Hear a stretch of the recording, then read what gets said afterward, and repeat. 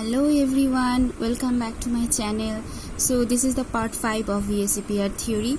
So let us start discussing questions. So this question is from December 2015 that you have to find out the structure of these two. Okay, so I think now you can do how to find out the structure, and these two are easy one, so you can do by yourself and just try it. So structure means it is meaning shape, okay, of these two molecules. Now come to the question number second. In the same year, so you have to find out the lone pair on the central atom here. So you know central atom means the least electronegative one and the least number. Okay, so let us take first BrF4 minus. So you have to find out total valence electron first. So bromine has 7 electron, fluorine also have 7 into 4 and minus 1. Then you have to plus 1 electron. Therefore it will be 36 electrons. Now put the bromine at the middle, then for fluorine and then fulfill the octet of the surrounding atoms first. Then check how many electrons are there done, because this is 8 electron, 8 electron, 8 electron. So 8 into 4, 32 electrons. You have to add 2 more electrons. Okay, sorry, 2 pairs of electrons. So you can put 2 pairs of electrons here.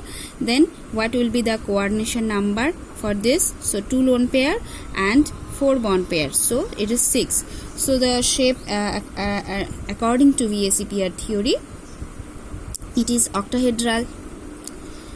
So you can put, so the lone pair will be transposition to each other, because then separation is 180 degree maximum separation.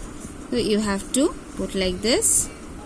Then xenon is having 2 lone pair and the geometry is octahedral and shape is square planar. Done. Now come to the next one, XeF6 XeF6. So total valence electron will be 8 plus 6 into 7 plus 50 electrons. Put xenon, then 6 fluorine and join them. Then in the valence electron you have to surrounding atoms you have to put 8 electrons. Then calculate the total number of electron. 48 is done. So 1 pair of electron you have to put, you can put in the central atom. Then xenon is having only 1 lone pair of electron. What will be the shape and geometry?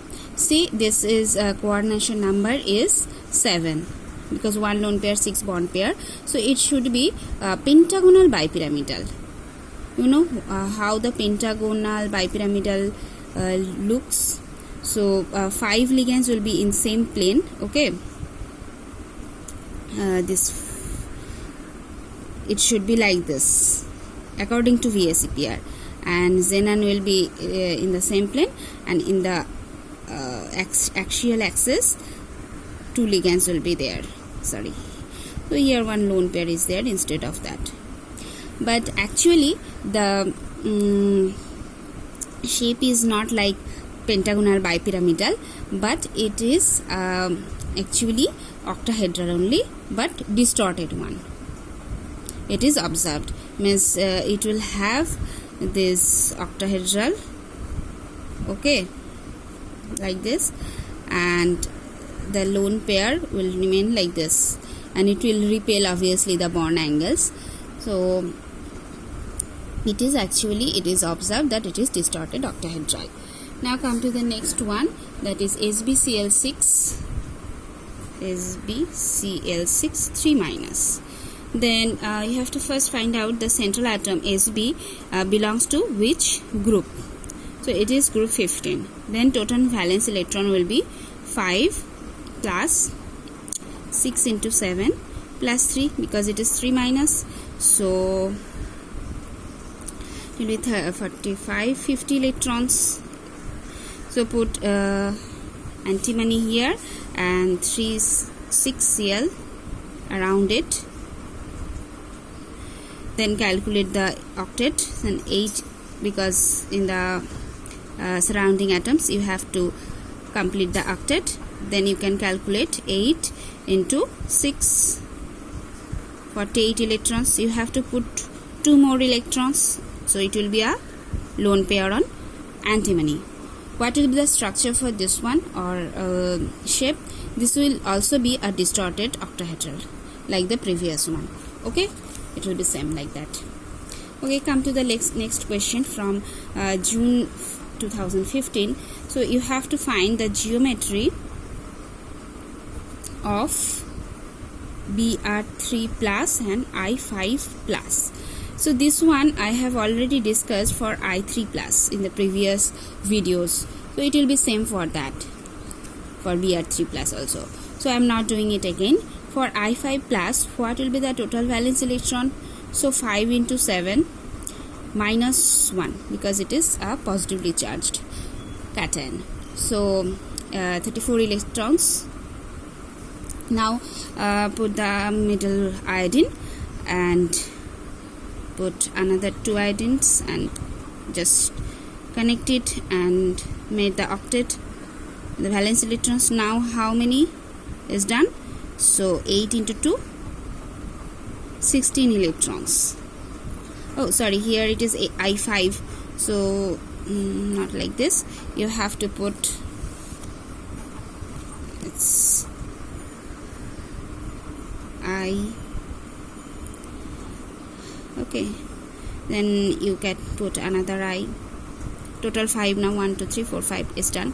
So now in the surrounding atoms, first put the electrons. Now how many electrons are done here in the valence electron? So here 1 2 3 4 5 6 7 8 9 10 11 12 13 14 15 16 17 18 19 20 electron done, but many, it's less than this one. So you can put, you can make this iodine also first octet.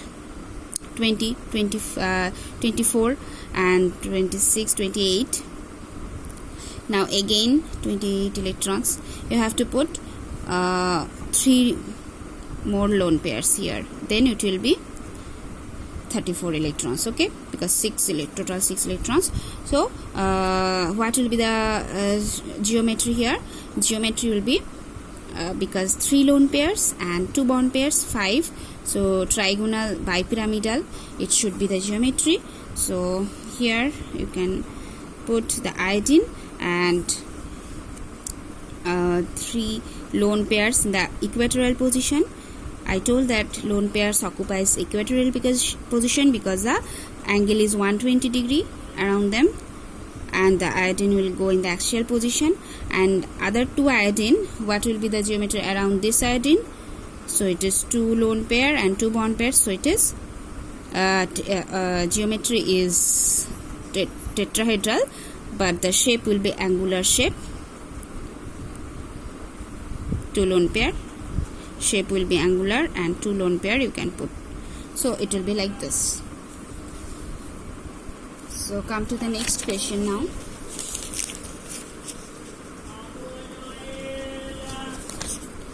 It is from December 2015, that it's given C3O2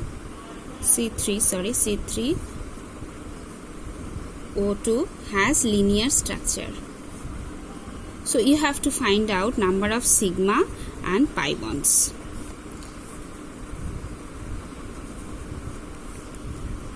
So find total valence electron and find the structure first.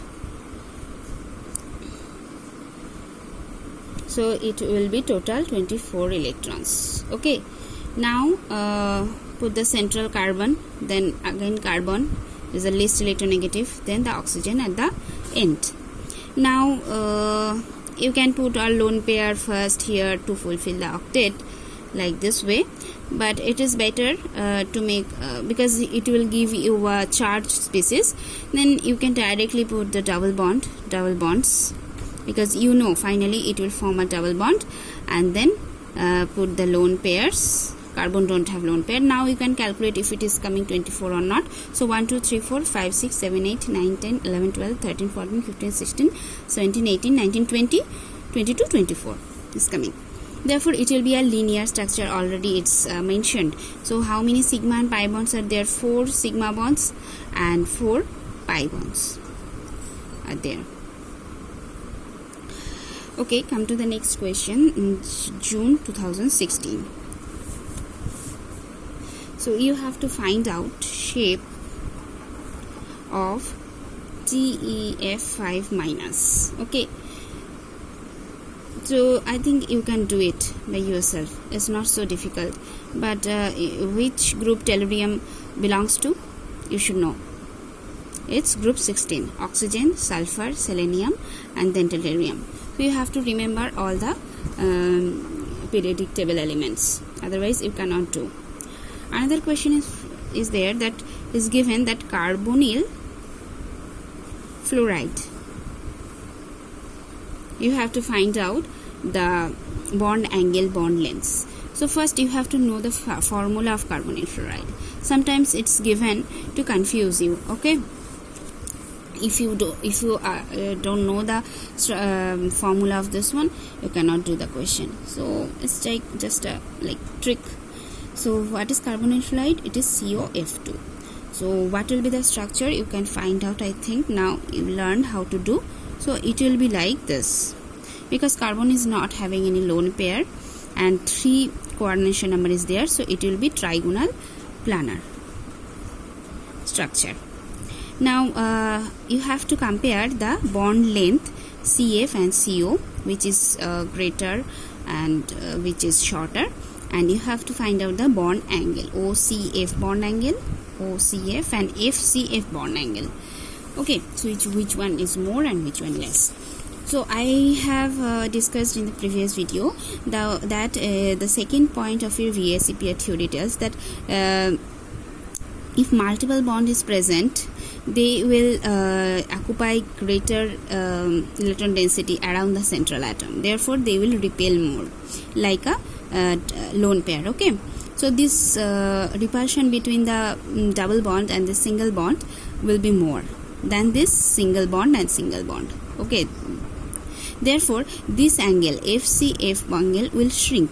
It will be less than 120 degree. What is the ideal angle for trigonal planar shape? 120 degree.